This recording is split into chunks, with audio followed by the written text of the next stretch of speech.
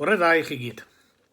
A dyma ni wedi cyrraedd Myfyrdod gorffennaf y 415 yn barod. Mae ychydig bach yn wahanol bore yma am reswm penodol. Byddai'n dechrau gyda adnod o'r llythyr at y Philippiaid ac yn dyfynnu chydig o adnodau o'r llythyr cyntaf at Timotheus. Wni os byddwch chi wedi gweithio mas i pa gyfeiriad i fi mynd a pam wy'n gwneud hynny erbyn diwedd yr adnodau yma. Ddechreuwn ni te gyda'r adnod o'r drydedd benod o'r llythyr at y Philippiaid.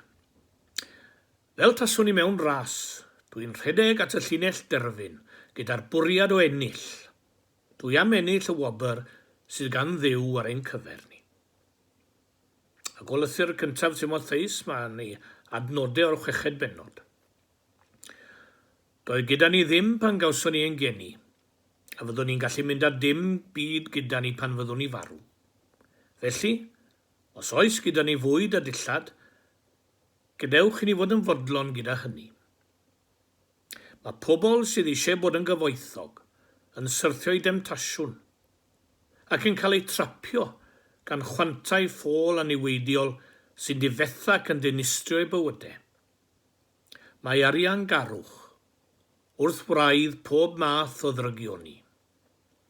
Ac mae rhai pobl yn ei hawdd i wneud arian wedi crwydro oddi wrth y ffydd ac achosi pob math o loes a galar iddyn nhw'u hunain.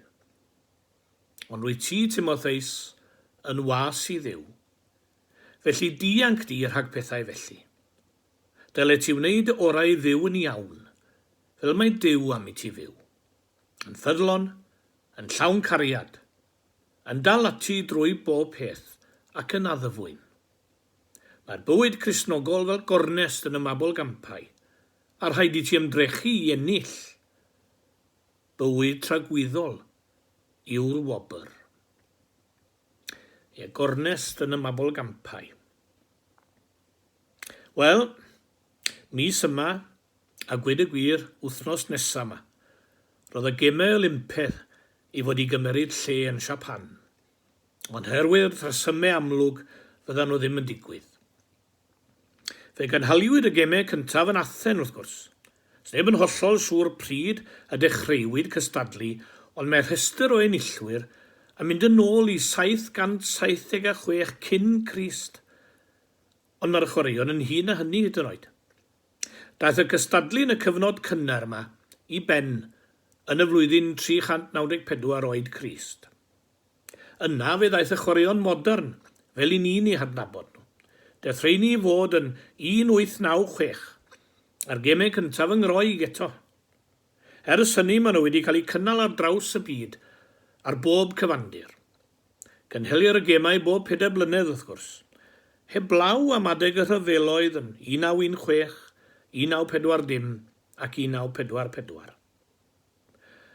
Mae'r rhyfel mor ddrwg, mae'n effeithio ar bopeth, ac mae'n amlwg fod Covid-19 yma yr un mor ddieflig. Yn yr adnodau, mae'r geiriau mae arian garwch wrth wraidd pob math o ddrygioni. Ac arian garwch sy'n arwain at bwer, a'r trachwant am bwer ym mhob oes. Arian garwch a'r dyhead am bwer sydd yn arwain at ryfela fel arfer. Ac mae nifer yn amau mae dyna sydd wrth wraidd y feirws diweddaraf yma hefyd. Diddorol sylwi ar gymal sy'n dilyn hwnna yn llythyr Paul a Timotheus, ac achosi pob math o loes a galar iddyn nhw'u hunain. Geiriau cyfarwydd iawn yn y cyfnod yma yn tyfe. Wy'n credu taw gemau eleni fyddai'r 9 ar 20 o'r rhai modern. A mae'r seremoni agoriadol wastad yn tynnu cynulleidfa dda ar y teledu. Nawr, wrth agor y gemau, mae 2 beth yn bwysig. Un yw goleuo'r fflam. Mae'r hedwr yn cyrraedd a torch o dan yn ei law, yn dringo'r grisiau ac yn goleuo'r fflam. Fe gedwir y fflam ynghyn trwy gydol y gemau. Bydd sawl hedwr wedi cario'r dorch a oleuwyd yng Ngwlad Groeg wrth iddi gael ei chario ar draws y gwledydd. Yna'r ail beth, y fydd banner y chwaraeon Olympaidd yn cael ei hagor, a bydd lle canolog yn cael ei roi iddi. A fflag wen a 5 cylch arni, coch, melyn, glas, gwyrdd a du. Mae'r fflam Olympaidd ynghyn drwy'r amser ddydd a nos. Hyd yn oed pan mae'r gwylwyr wedi mynd gartref ar y stadiwm yn wag yn y nos, mae'r fflam yn olau ac i'w gweld. Mae hyn yn peri mi gofio fod Iesu Grist wedi dweud fod yn rhaid i ni fod fel y fflam honno. Chwi yw goleini'r byd. Pan mae pawb yn mynd gytre o'r stadiwm, deil y fflam yn olau. Pawb wedi'r gorau iddi, eto, deil hon i roi goleini. A felly ninnau yn enw Iesu Grist. Beth am y faner wen a'r 5 cylch arni, sy'n chwifio i'ch ben pawb yn y chwaraeon? Mae'r 5 cylch yn cynrychioli 5 cyfandir y byd, a mae'r cylchoedd wedi cysylltu â'i gilydd. Yn dangos fod y byd cyfan yn y chwaraeon, yn dod at ei gilydd fel brodyr a chwiorydd. Fe ddysga Iesu Grist hyn i ni hefyd, un teulu ydym. Fod lliw ein croen yn wahanol, fod ein iaith yn wahanol, bod ein traddodiadau yn wahanol. Un pobol ydym. Brodyr a chwiorydd i gyd. Plant i Dduw. Gan gofio bod pawb yr un peth ar aelwyd yr eglwys. Pawb yn gyfartal. A mae pawb ar yr un lefel gan Dduw. Fe welwyd y slogan yn ddiweddar yn dyfe Black Lives Matter. Ar ôl i heddwas creulon lad un dyn hollol ddiedifar. Mae pob bywyd yn bwysig wrth gwrs, boed ddi neu wyn neu unrhyw liw arall. A mae'n bwysig i ni gofio nad only Black Lives Matter sy'n cael ei ddweud. Tynnu sylw at anghyfiawnder hanesyddol mae'r slogan, a dangos fod hiliaeth yn dal i fodoli, dim arall. Mae'r dyn di mae'n siŵr wedi dioddef mwy na ni fel gwynion, yn enwedig yn eheidir yr Unol Daleithiau ac ar gyfandir Affrica. Mae'n meddwl am arferion caeth wasiaeth dros y blynyddoedd yn codi arswyd yna i. A dweud y gwir, mae meddwl am y ffordd mae dyn wedi rheibio tiroedd yr Indiaid Cochion, y Maori a'r Aborigine yn codi cwylydd. Ond dwi'n mynd i gyfeiriad arall nawr. Mi dorwyd ar undod y 5 cylch yn 1972, yng Ngemau Miwnig wrth gwrs, pan laddwyd y bechgyn ifanc hynny o Israel. Fe gawsom i gyd ein tristau gan y digwyddiad cwbl diangenraid hynny. Bai dyn oedd hyn wrth gwrs.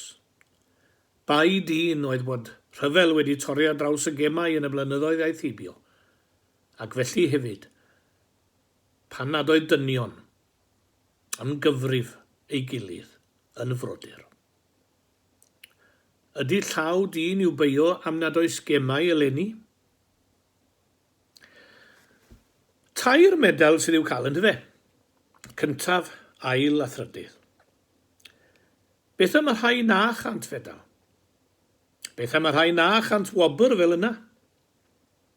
Clywes un dyn wrth ddisgrifio'r chwaraeon yn dweud geiriau fel hyn. The important thing is not so much winning as taking part, not so much conquering as fighting well. All pawb ddim ennill medalau, ond mi all pawb gymryd rhan. Oni bai am y rhai na unllant, fydde dim chwaraeon.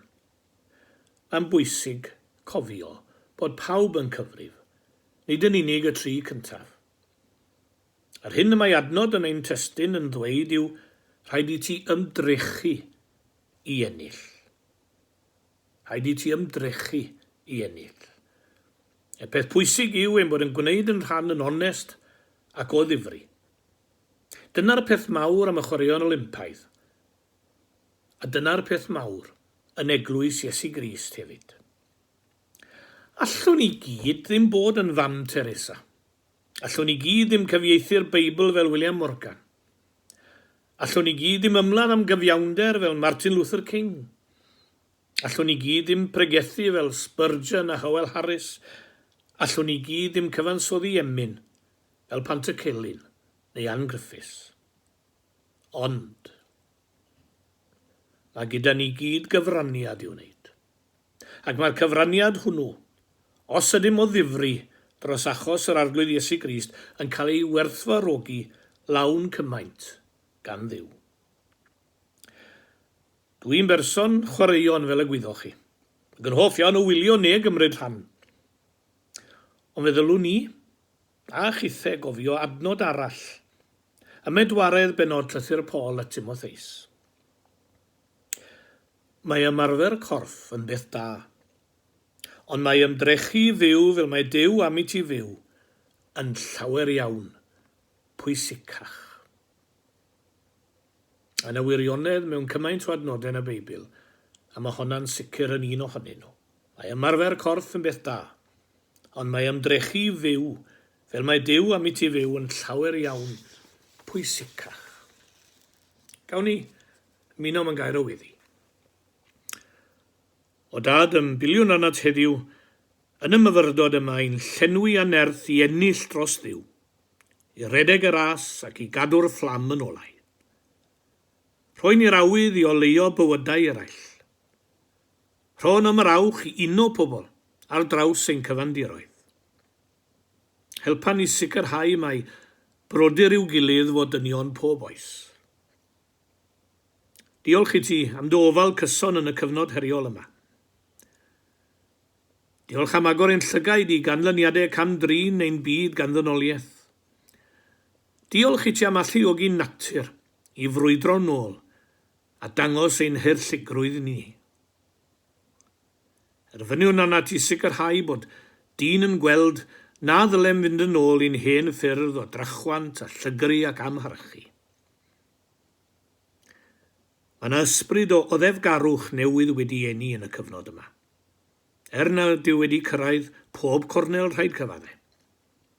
Ond par i ni gofio'r cariad, y gymdogaeth gynnes, a'r caredigrwydd, ar ôl i'r cyfnod anodd yma ddod i ben.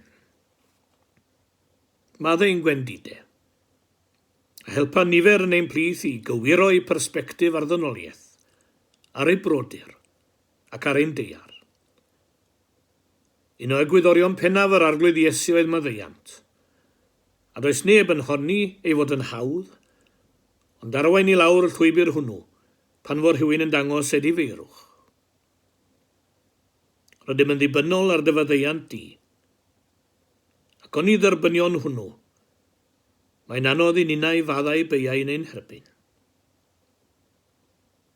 Ie, gofyn nhw'n y cyfan heddiw eto, yn enw'r un a ddywedodd, maddau iddynt, yr arglwydd Iesu Grist. Amen. Cadwch yn saff i gyd.